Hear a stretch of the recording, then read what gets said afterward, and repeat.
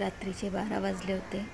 मला आठवते आम्ही आमच्या छोट्या मुलाला ट्रिपसाठी सोडवण्यासाठी पुणा स्टेशन इथे गेलो होतो. पहिल्यांदाच तो बाहेरगावी 8 दिवसासाठी जाणार होता. कधी मी त्याला सोडलं नव्हतं. यावेळेस गणपती बाप्पा घरी येणार होते आणि माझा बाप्पा बाहेर जाणार होता. करायचं कसं? फॅन बघू ना बाळांनो, फॅन बंद ठेवा.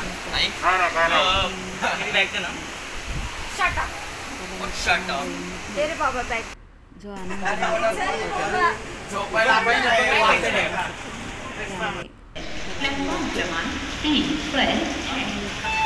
जाण्याची मुंबई छत्रपती शिवाजी महाराज पुणा एक्सप्रेस.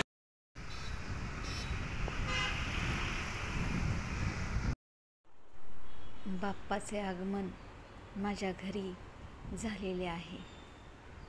पण ह्या घरामध्ये मी आणि फक्त बाप्पाच आहे, बाकी कोणी नाही.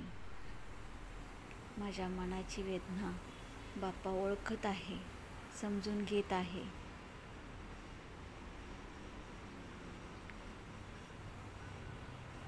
बाप्पाकडे मी सांगते, बाप्पा माझा मुलगा जिथे कुठे असेल तेथे त्याला सुखरूप ठेव.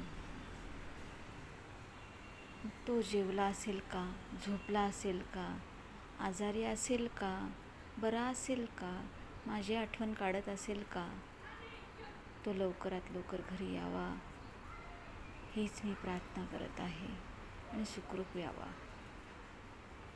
आईचं मन, आईची व्यथा फक्त बाप्पा जाणत आहे.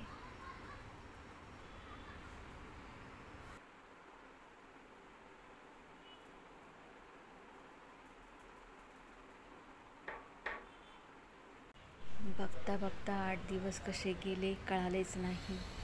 माझी रोजची कामं चालूच होती आणि मी रोज माझ्या मुलाला फोन लावून त्याची तब्येत कशी आहे, काय काय पाहिलं, सहलीचे कौतुक ऐकत होते.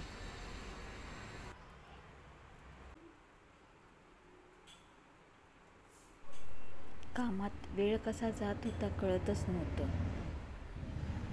रोजचं काम मी करत होते, पण एकटीपणाने.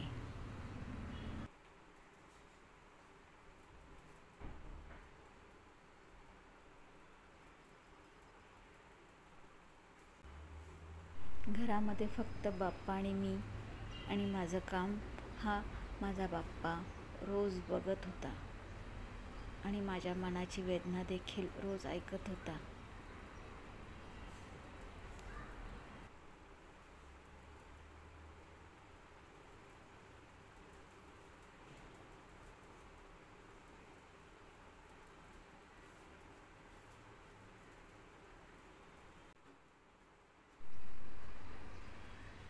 रोज मी बाप्पापुढे प्रार्थना करत होते, माझी मुलं सुखी ठेव, माझा संसार सुखाचा कर. बाप्पा तो सगळं ऐकत होता.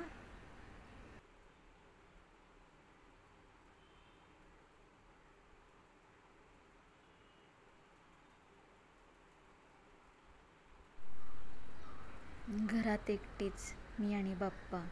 बाप्पाची आरतीसुद्धा मी एकटी रोज करत होते. मुलांची आठवण काढत होते.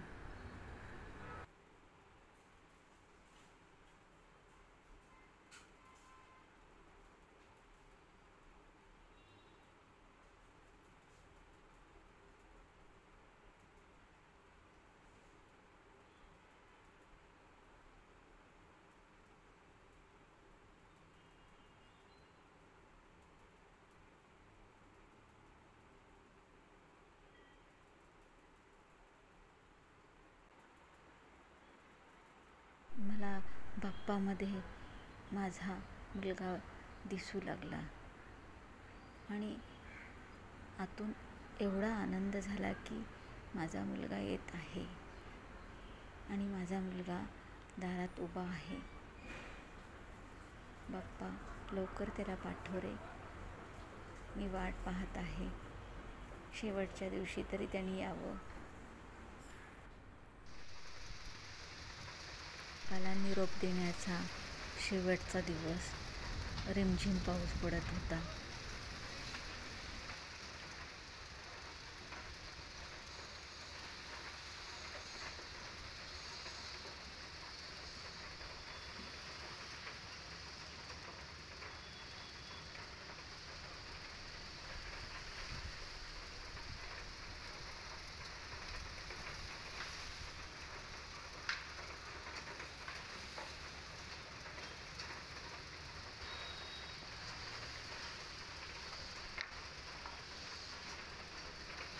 आणि शेवटी बाप्पाने माझं ऐकलंच.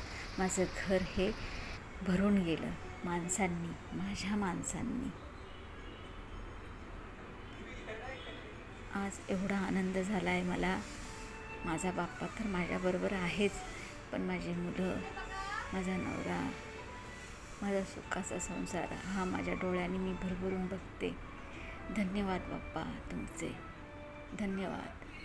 पुढच्या वर्षी तुम्ही लवकर या.